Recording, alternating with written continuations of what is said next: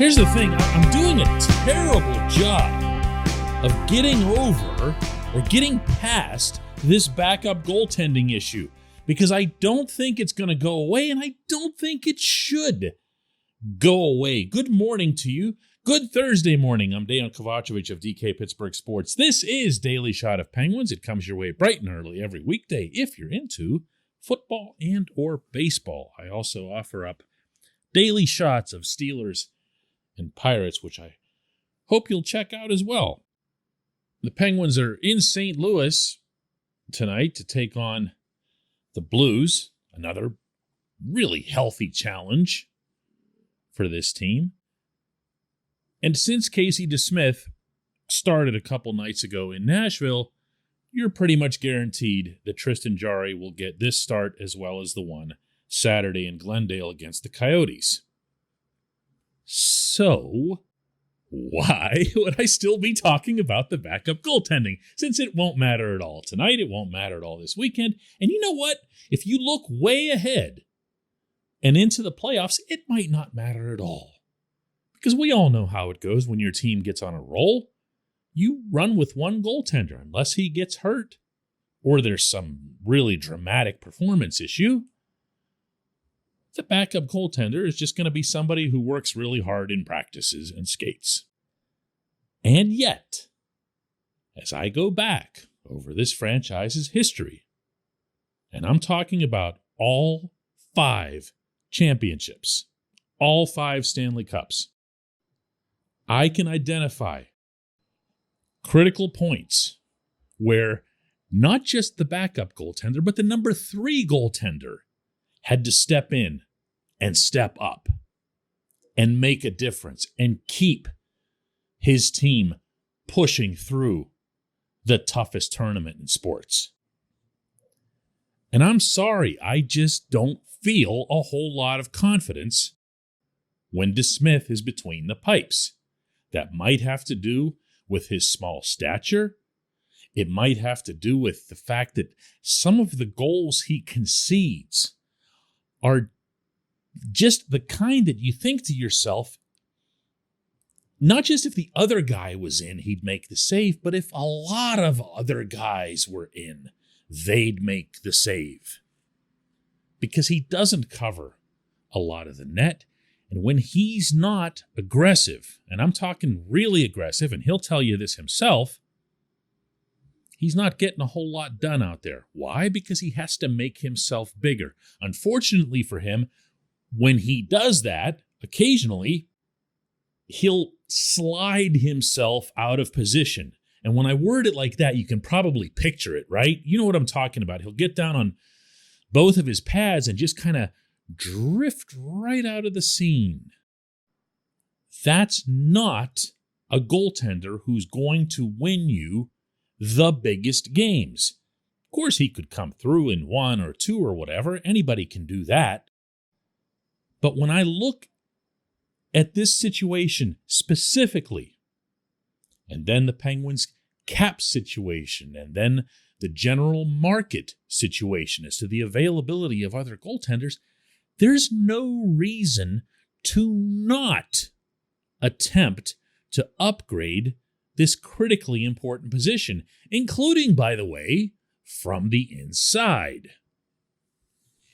This portion of Daily Shot of Penguins is brought to you by the good people at the Greater Pittsburgh Community Food Bank, where they're committed to providing food for all of our neighbors in need across Western Pennsylvania.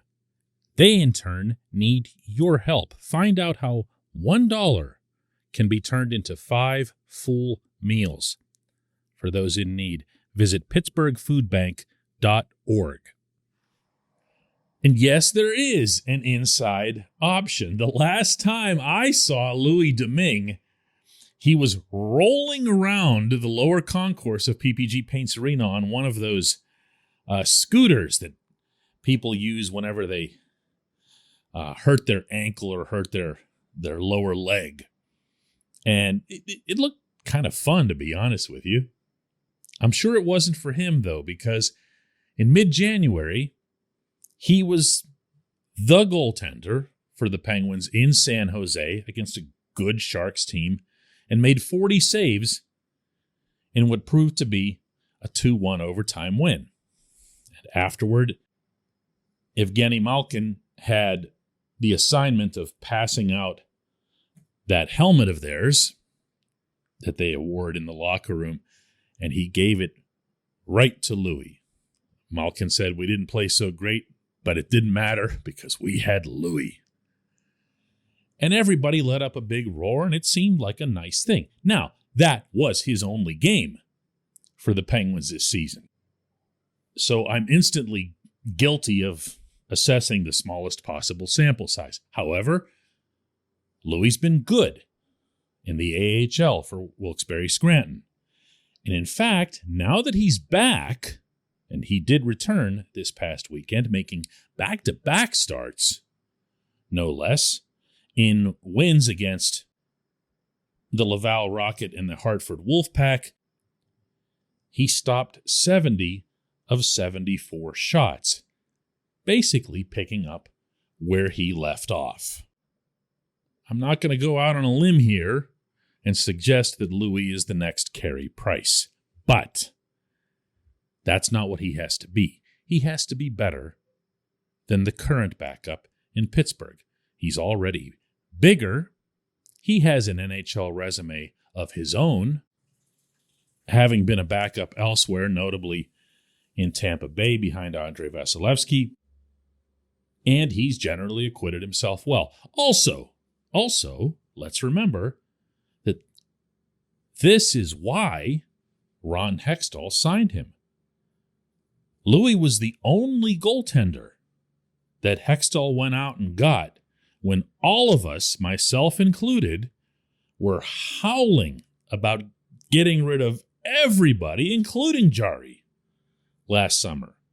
This was Hextall's one and only answer to the situation.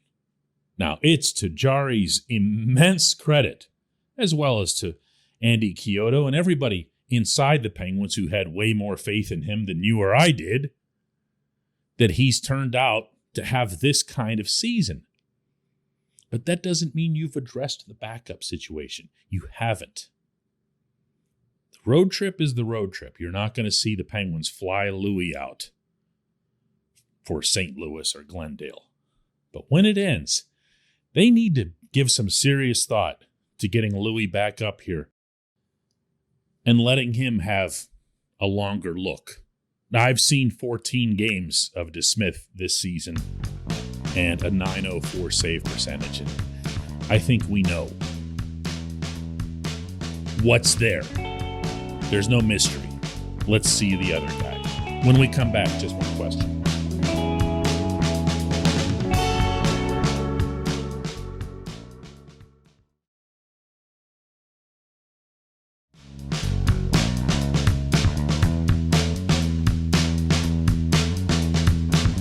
And today's J1Q comes from Ed, who asks, why not try Kasperi Kapanen on the Sidney Crosby line? There's no question he can keep up, and who would be better at setting him up to score, meaning Kapanen, than Sid? Well, I try to keep these segments, the J1Q segments, to about 5 minutes. I could finish this one in about 5 seconds. Sid needs grinders. He needs workers.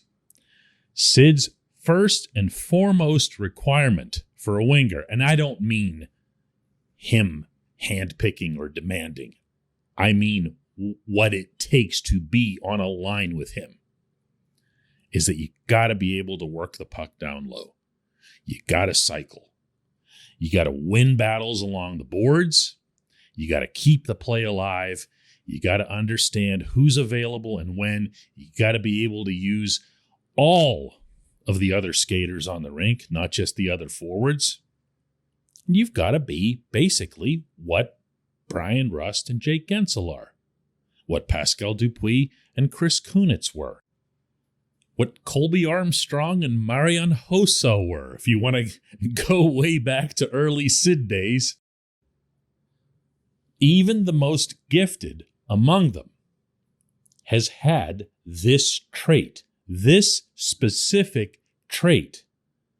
Now, I'm saying this while acknowledging that there's no one anywhere in the hockey world who more hates being called a grinder, even the greatest grinder of all time, than Sid does. And I mean, he really, really doesn't like it.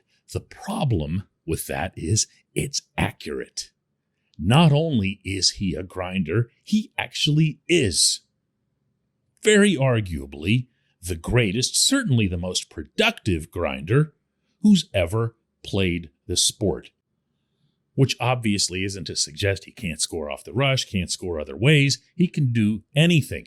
But principally, when it comes to 5-on-5 play, he and his line mates are going to work it.